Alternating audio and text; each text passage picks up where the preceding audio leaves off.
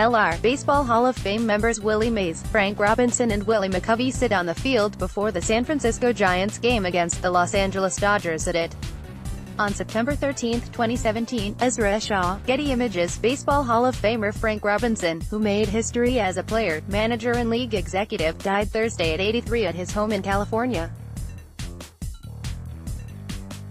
Robinson, one of the game's most feared sluggers and a fierce competitor, starred in both of baseball's major leagues. He later became baseball's first African-American manager. Frank Robinson's resume in our game is without parallel, a trailblazer in every sense, whose impact spanned generations, Commissioner Rob Manfred said in a statement.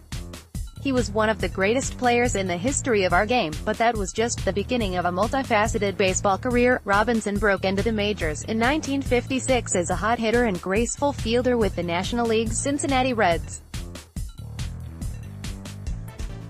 He was the NL Most Valuable Player in 1961, the same year the Reds won the league pennant.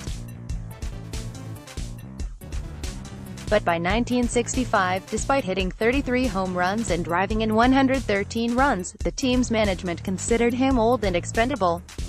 Robinson responded to that judgment with a vengeance. In 1966, the year after he was traded to the American League's Baltimore Orioles, he led the team to a World Series victory, while winning the Triple Crown and the Most Valuable Player awards. Frank took us from being a good team in 1965 to being a great team in 1966, Hall of Fame pitcher Jim Palmer told the Baltimore Sun. I'm glad Cincinnati thought he was an old 30 when they traded him. In the 6 years Robinson spent as an Oriole, the team went to the World Series 4 times and won twice, in 1966 and 1970. ESPN's Tim Kirkjian writes that Robinson is one of the most underrated superstar players ever to play the game. With that 1966 season, Robinson became the first, and remains the only, player to win the MVP in both leagues. He also finished third in the MVP voting twice, fourth twice and in the top 10 a total of 10 times. He made 13 All-Star teams. He won National League Rookie of the Year in 1956, hitting .290 with 38 home runs at age 20 for the Reds. And while he never led his league in a Triple Crown category other than in 1966 when he managed it in all three, he led his league in slugging percentage, ops, and ops 4 times, including 3 years in a row, 1960-62.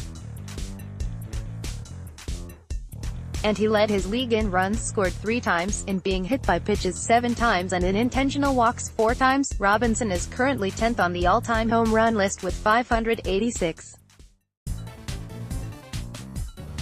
There are statues of Robinson at the ballparks in Baltimore and Cincinnati. Robinson became a player-manager of the Cleveland Indians in 1975, hitting a home run on opening day that year at the age of 39. He went on to manage the San Francisco Giants 1981 to 1984, and then returned to Baltimore as skipper 1988 to 1991, before ending his field career managing the Montreal Expos Washington Nationals franchise 2002 to 2006. Robinson also worked for the game off the field as a consultant, and then executive with the Commissioner's office. Born in Beaumont, Texas, Robinson was raised in West Oakland, where he attended McClemens High School along with future NBA Hall of Famer Bill Russell.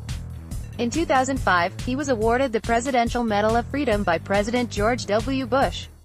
But it was as a slugger that Robinson may be best remembered. On June 26, 1970, he hit Grand Slam home runs in consecutive innings.